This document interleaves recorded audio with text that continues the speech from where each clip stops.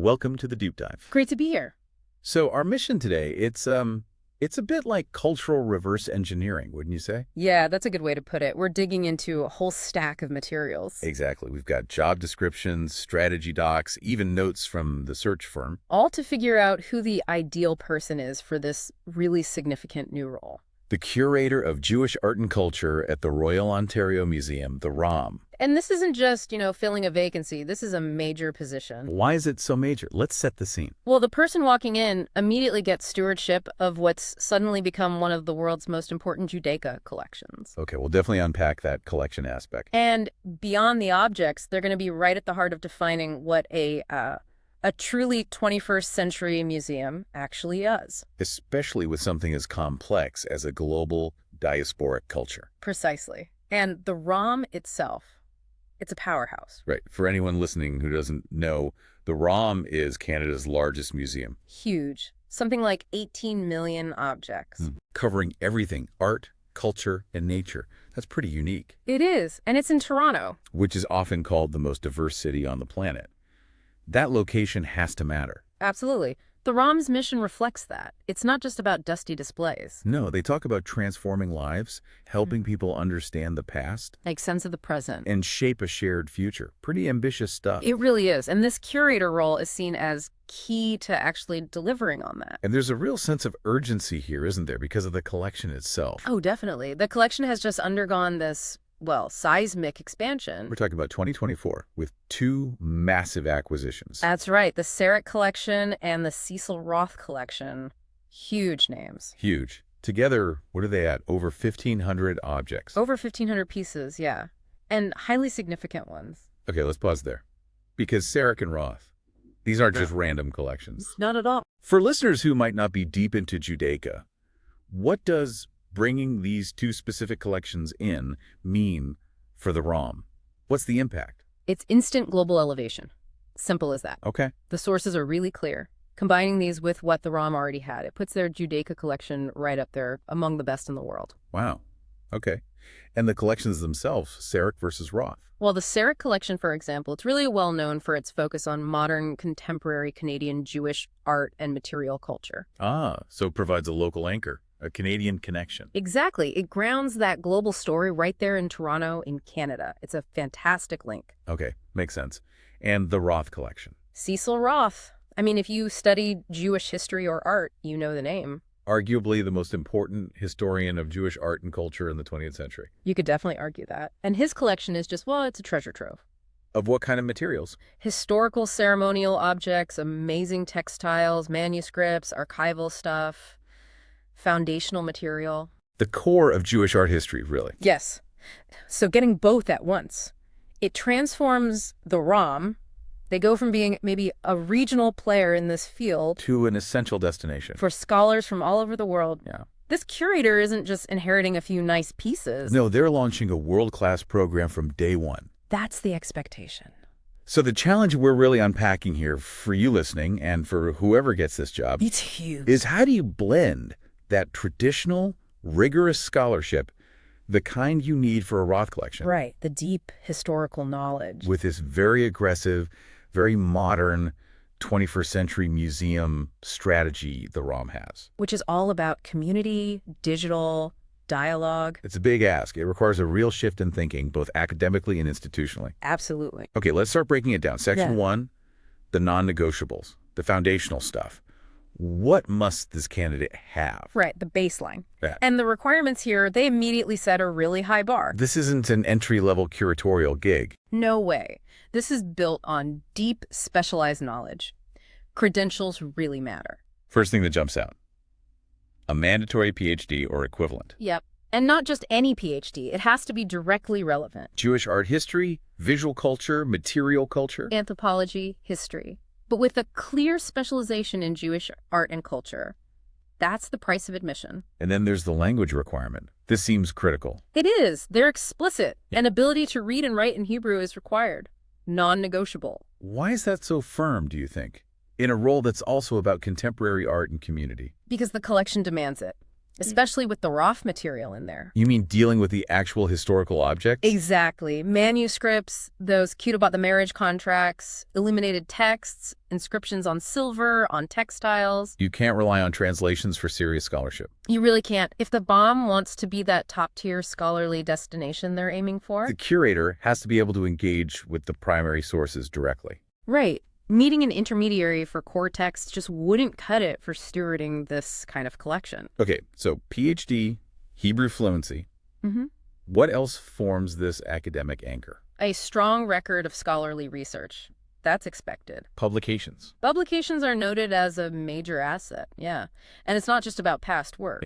The expectation is they'll maintain robust professional affiliations, keep publishing, keep researching. And connect with other institutions. The University of Toronto is mentioned. Yes, strengthening those connections is explicitly part of the job.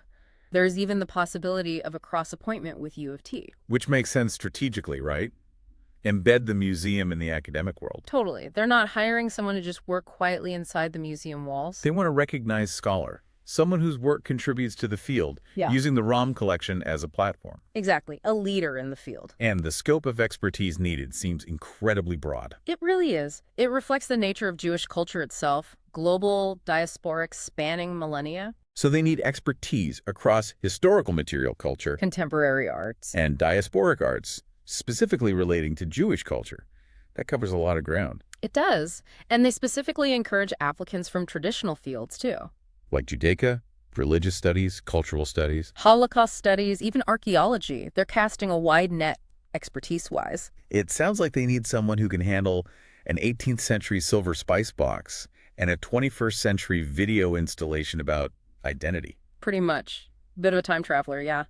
Moving seamlessly between historical periods and contemporary expression. And geographically. Just as complex. The program this person develops has to explore connections across Europe, Israel, Asia, the Middle East, North Africa, the Americas, everywhere. So definitely not just focused on, say, European Ashkenazi history. No, this is conceived as a truly global platform. It has to encompass the diversity of the diaspora. Okay, that's a very solid, very demanding academic pillar. Let's shift to the museum itself, the hands-on stuff. Collection stewardship. Right, the nuts and bolts of managing these incredible objects. What are the core duties there? Well, the baseline is being a meticulous steward. That means overseeing collection growth, study, rotation, display. Care, proper record keeping, all the essential museum functions. Yep, but like everything else in this role, it goes way beyond just maintenance. The ROM is looking for ambition. Ambition codified in that requirement for a 10-year collection development plan. Exactly, a detailed 10-year plan. That's a serious commitment. What does asking for a 10-year plan signal? It signals that this isn't just a project, it's a core institutional pillar. They see this Jewish art and culture program as permanent, foundational. So the candidate needs long-term vision. Absolutely. They need to articulate where the collection should go over the next decade. What are the gaps? What should they acquire? How will it serve research and the public? That's crucial for getting funding, too, I imagine, for strategic growth. Definitely. It shows they're thinking strategically, not just exhibition to exhibition. And very importantly, in today's museum world, there's the issue of provenance. Yes, experience with provenance research is listed as a requirement. Which means tracing the ownership history of objects. Yeah. Right. Verifying how they got to the museum. Correct. And with Judaica, this takes on an exceptional level of complexity and ethical weight. Because of histories of persecution, displacement, the Holocaust. Precisely. You're not just checking old sales receipts. You might be dealing with objects potentially looted, sold under duress, or lost during massive historical disruptions. So the curator needs to be prepared for that. The sources state clearly, they must be prepared to work proactively with partners on restitution, if necessary. Following the highest ethical standards. Yes. It sets a very high ethical bar from the outset, acknowledging the difficult histories potentially embedded in these objects. So just to sum up this foundational profile, we're looking for a top-tier scholar, fluent in Hebrew, who is also a meticulous collection manager, a long-term strategist, and an ethical steward sensitive to trauma and restitution. That's the baseline. That's table stakes for this role. Okay. Now let's layer on top of that what the ROM calls its 21st century museum mandate. This is where it gets really interesting. Right. If the first part was about credibility and stewardship, this section is about being a change agent. A change agent within the ROM's specific vision. They talk about shifting from static display to active dialogue. Yes, and the curator must embrace that. They need to buy into the ROM's revolutionary and evolutionary strategies. Which means getting the Jewish art collection out of its traditional silo. Exactly. And this is where the ROM's unique structure, art, culture, and nature becomes really important. How so? Because the new curator is explicitly expected to leverage that, to pioneer transdisciplinary practices. Okay, transdisciplinary. That's a big buzzword in museums now. What does it mean here? How does a curator of Jewish art work with, say, a botanist or a geologist at the ROM? Okay, let's try a concrete example. Imagine the curator is looking at historical Jewish agricultural communities, maybe in the Middle East or Eastern Europe centuries ago. Right, so they'd exhibit tools, maybe some related textiles or documents. That's the culture part. Yes. But then they don't stop there. They collaborate with the ROM's nature curators. Okay. Maybe they bring in insights about the specific soil types in that region, the native plants those communities would have cultivated, historical water patterns. That's the nature angle. Ah, I see. Connecting the material culture to the actual environment it came from. Precisely. Showing how farming techniques or even pottery styles might have been shaped by the local geology or climate. And then where does the art piece fit in? You could bring in the art department by, say, commissioning a contemporary artist. To respond to this. Yeah, maybe an environmental artist creates a work reflecting on, I don't know, the impact of modern climate change on those same historical lands. So you weave together the historical objects, the scientific context, and contemporary artistic response. That's the idea, championing those cross-cultural, cross-disciplinary perspectives to show why this collection is relevant now, in unexpected ways. That really elevates the job beyond just showing nice things in cases. It's about facilitating complex conversations. It is, and that leads directly into the next big mandate: community engagement and significantly shared authority. Right.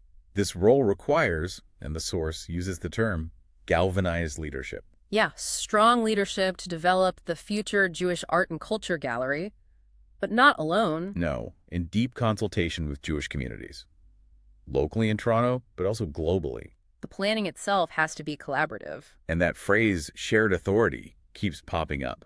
What does that practically mean in a big institution? It sounds like more than just asking for feedback. Oh, it's much more. Shared authority, especially if they're using frameworks like OFB YF4All, which is mentioned, Okay. it implies a real transfer of power. It means the community doesn't just advise, they co-create. Co-create the narratives, the labels, even which objects are shown. Potentially, yes. The interpretation, it shifts the museum from being the sole voice about the community. To being a platform for the community to speak for itself. Exactly. The curator becomes more of a facilitator, a collaborator, maybe an editor, rather than the single ultimate authority. That's a profound shift for a traditional curatorial role. It is, and it's particularly emphasized when it comes to Holocaust histories. How so? The curator is specifically tasked with working closely with communities, survivors, descendants, educators to enrich public understanding through collaborative initiatives.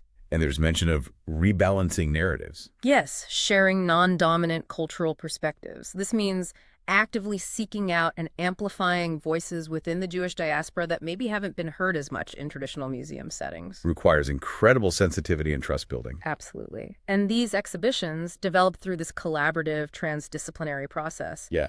they aren't meant to just stay in Toronto. No, the goal is global reach. The exhibitions should be designed to travel. Right. Extending the ROM's influence and impact by sharing this work internationally, that's key to their ambition. And how do you achieve global reach effectively today? Digitally. Which brings us to the final piece of this 21st century mandate: digital fluency. It's not optional. Yeah. The ROM states digital thinking must be second nature. Yeah, for all staff. This curator needs to be comfortable fully infusing digital thinking into everything they do. What does that mean in practice, beyond just putting photos online, for these 1,500 new objects? Well, the baseline is definitely getting high-quality images digitized and published online for global access. For students, for scholars everywhere, that's essential. But it's more than just an online catalog. Much more. It's about using technology for deeper engagement and interpretation, driving innovation. You give an example. Sure. Right. Imagine using, say, augmented reality. You could point your phone at a display case with a historical artifact. Let's see extra information. Or maybe see a 3D model you can manipulate, or see a map showing its journey through the diaspora. Or virtual reality, maybe experiencing a reconstruction of the original synagogue context for a ceremonial object. Wow, okay, that's sophisticated stuff. It is. Or using digital tools for that complex provenance research we talked about. AI, specialized databases. They can help track ownership history more effectively. So the curator needs to be digitally savvy enough to champion these kinds of projects Yeah. and secure funding for them. Yes. They need to understand the potential and advocate for using these tools to meet, as the documents say, the public's heightened expectations for personalized, convenient online experiences. Okay, so this 21st century curator is not just a scholar. They're an architect of collaborative programs, a transdisciplinary bridge builder, and a digital innovator. That's a pretty good summary. Deep history meets cutting-edge practice. It's a demanding mix. Extremely demanding. Let's move on to the more personal and social dimensions. Section 3, the social and cultural navigator. Yeah, this part is really about the human element. If the first two sections covered the technical and strategic skills, this is about the emotional intelligence, the diplomacy needed. Especially given the visibility and complexity of this role in a city like Toronto. Absolutely. And it starts with probably the most evocative phrase in the whole job description. The need for an embodied connection to the Jewish community. Yeah, embodied connection. That's powerful. It suggests something deeper than just academic study. What do you think they mean by embodied? I think it's paired with the other requirement. Demonstrated knowledge and sensitivity to contemporary histories, issues, and concerns of the community. So it's not just knowing the history, but understanding the lived reality today. Exactly. It acknowledges that this isn't just a historical collection. It represents a living, breathing, evolving culture, a culture that faces contemporary challenges and debates. How does a big institution even assess embodied connection in an interview process? That sounds tricky. I don't think it's about checking someone's personal background necessarily, although that could play a part for some candidates. It's more about looking for evidence. Evidence of what? Of authentic, sustained engagement beyond academia. Have they worked with community organizations? Do they show understanding of the internal diversity, the anxieties, the current conversations within Jewish life? So it's about actions and demonstrated understanding, not just identity. I think so. They want someone who approaches the community and the collection with an inherent respect and sensitivity that comes from real familiarity. Okay. And that sensitivity leads right into what feels like maybe the most challenging requirement listed. The skill of navigation. Yes. It explicitly says a track record of working successfully with community partners and navigating difficult conversations. Around contemporary politics and differing points of view. Is a significant plus. They're actually highlighting the ability to handle conflict. That tells you a lot, doesn't it? Yeah. About the realities they anticipate for this role. It really does. Why is that skill so crucial here, do you think? Well, think about it. You're curating Jewish art and culture in Toronto, a global, hyper-diverse city. The gallery won't exist in a vacuum. It will be viewed and interpreted by many different people, by diverse members of the Jewish community itself, and by non-Jewish communities who have their own perspectives, maybe their own connections or conflicts related to the Middle East, to European history.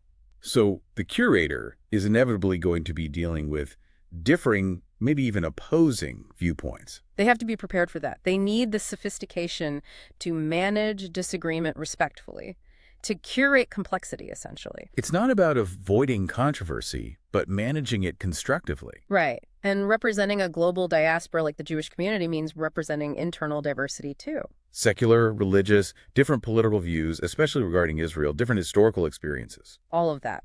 The curator needs to facilitate dialogues that acknowledge these internal differences, while also engaging thoughtfully with external perspectives and political realities. It's high-level cultural diplomacy day in, day out. And connecting this back to the RAM's strategic goals, that goal of sharing non-dominant perspectives. This navigation skill is essential for that. It's how you ensure diverse Jewish voices get heard, maybe voices less represented in the past. While still handling the broader, often contentious geopolitical context with fairness and integrity. It's a balancing act, a very skilled balancing act. Which means this person needs to be an incredible alliance builder. Absolutely. The outreach mandate described is huge. Engaging Jewish communities locally in the GTA, across Ontario, across Canada. In Israel and other parts of the world. And not just community groups, but business and cultural leaders, too. Right. And working constantly with the museum's own educators. To make sure the programming is accessible, relevant. To everyone. Jewish audiences, non-Jewish audiences. Connecting the collection to contemporary issues that resonate broadly. So it really is an outward-facing role. They might spend as much time building relationships outside the museum as they do studying objects inside. I think that's a fair assessment. And we get another interesting angle on this from the search firm handling the recruitment. What's their philosophy? The consultant leading the search frames it deliberately. They say they're engaged in stewardship, not search. Stewardship, not search. What's the distinction? It implies a deeper level of care and responsibility. They're looking for people who see curating not just as preserving things, but as participation. Active participation in the life of the culture. Exactly. That shift from preservation to participation is really key to the whole 21st century's museum idea. And the search firm emphasizes cultural sensitivity. Yes, sensitivity to culturally specific searches. Finding candidates who get that culture isn't static, it's dynamic, it's plural, it's always being reinterpreted. Does the search consultant's own background inform this? It seems to. The lead consultant has Indo-Caribbean heritage, South Asian ancestry, and speaks about understanding life along the edges of belonging. So a perspective that understands diaspora and cultural complexity personally. Right. And they also mention deep personal connections to Jewish cultural life, working at the 92nd Street Y in New York, sharing Shabbat, having Jewish mentors. So they bring a real empathy to the search. It suggests they value that kind of empathetic understanding, that ability to build bridges through shared experience and dialogue, not just academic credentials. That adds a really interesting layer. It means the ideal candidate probably needs that same quality, genuine cultural curiosity, the ability to connect across differences. I think that's exactly what they're looking for, someone who understands culture as this living negotiation between past and present, and who can connect Toronto's Jewish story to that bigger global picture. Okay, so we've built up quite a profile. PhD scholar, fluent Hebrew, digital native almost, ethical compass, skilled diplomat handling controversy. It's a lot. It is, but what about just, functioning day to day inside a huge place like the ROM? What personal traits do they need to actually succeed in that environment? Well, the number one thing seems to be collaboration. Capital C. Mean. The ROM emphasizes its team-oriented, non-hierarchical culture. This person must be a strong communicator, someone described as a door opener. Proactively seeking out partnerships, talking to curators in the nature department or the art department. Exactly. Seeking partnerships, seeking input, not staying in their own lane. And that comfort with sharing authority comes up again. It does. In many traditional museums, the curator has the final say on their collection. Here, they need to genuinely enjoy working with others, be comfortable with diverse stakeholders shaping the interpretation. Less my collection, more our program. That seems to be the ethos. And beyond being a collaborator, they need to be an effective strategist. Meaning they need to think institutionally. Yes. Intellectually curious, ambitious for the ROM, it's a big, complex place with lots of competing priorities. 18 million objects, multiple departments. Right. So this curator needs the strategic thinking to navigate that, to prioritize, to make the case for resources for the Jewish art and culture program. They have to advocate effectively internally, ensure this program stays central. Precisely. They also need to be a visionary. Ambitious for the program itself. Yes, aspiring to build truly high-caliber, world-class programs. But, and this is important, they also need patience and flexibility. Because of that 10-year plan. It won't happen overnight. Exactly. They need to be able to set incremental goals, achieve them steadily, adapt as needed. It's a marathon, building something like this. So visionary but pragmatic. Ambitious but patient. A tough combination, but necessary in a large institution. And underlying all of this, that ethical core comes through again. Yes. Sensitivity to cultural heritage, awareness of the societal pressures, the responsibility that comes with shaping these narratives. And it's clear that this curator success isn't just about their own department. It's tied directly to the ROM's biggest goals. Absolutely. This hire is framed as a cornerstone for achieving two major strategic objectives. Okay, what are they? First, increasing the ROM's relevance to its local audience, Toronto, Ontario, making sure the museum deeply connects with the communities it serves. Makes sense. And the second? Ascending to the top tier of global museum leadership. Wow. So they're explicitly aiming to be seen alongside the world's best museums. Yes. And this curator's work, their research, their exhibitions, their programs, is expected to contribute directly to that How? by being so innovative, so well executed, that they're held up internationally as examples of best practice. Attracting international attention. Yeah. Scholars, tourists? That's the goal. It's a direct play for enhanced global reputation and influence. The quality of this program is critical infrastructure for that ambition. Okay, one last piece of the puzzle. The compensation. The salary range mentioned is really wide. It is $68,000 to $160,000 Canadian. That's a big spread. What does that tell us about who they might be looking for? It tells us they're flexible and focused on finding the right fit, maybe more than just years of experience. How so? Well, the lower end, $68K, might allow them to bring in a really promising associate curator, someone who has most of the qualifications but maybe needs a bit more mentorship to grow into the full strategic leadership. Okay, and the top end, 160K. That allows them to attract a proven, established senior curator, someone with an international reputation who can step in and start executing that 10-year plan immediately. So they're casting a wide net. Exactly. They're signaling they're open to different levels of seniority as long as the candidate embodies that unique hybrid blend of skills we've been talking about. The value is on the fit, the scholarship, the diplomacy, the digital nous, the community connection. But that wide range really underscores just how much they value getting that specific combination of qualities. They're willing to invest significantly to find this person. It seems so. It reflects the strategic importance they've placed on this role. Okay, so pulling all these threads together from the sources, the ideal curator of Jewish art and culture for the ROM. Well, it's not just a traditional curator role, is it? Not even close. It's really a hybrid. Maybe something like a global scholar diplomat. I like that, a global scholar diplomat, someone who has that deep academic foundation, the PhD, the Hebrew. But seamlessly merges it with these really cutting-edge 21st century museum skills. Shared authority, deep community collaboration, digital innovation. Right. And they're fundamentally outward-facing. Their main job is almost facilitating participation, building alliances. Connecting the incredible historical depth they now have, thanks to Sarick and Roth. To the messy, complex living realities of contemporary global Jewish life. And the ROM itself, it frames this whole major investment as being about cultural vitality and an exchange of ideas. Yes. Which leads to a really profound question, I think. A question this new curator will have to grapple with constantly. What's that? Given the ROM's unique structure, art, culture, and nature all under one roof. Right, that transdisciplinary mandate. And the strong emphasis on inclusion, on sharing those non-dominant perspectives. How will developing this major new Jewish art and culture program fundamentally change how visitors experience all the intersecting worlds at the ROM? How does understanding Jewish culture shift your view of the natural history galleries or the world art galleries? Exactly. Can this program become a central lens for understanding not just Jewish history, but the connections between culture, nature, the global past, and our shared future? That's the ultimate challenge, isn't it? It's huge. If they succeed, it won't just define this curator's career, it could genuinely influence museum practice internationally for the next decade. A massive challenge and an incredible opportunity. Thank you for joining us for the deep dive.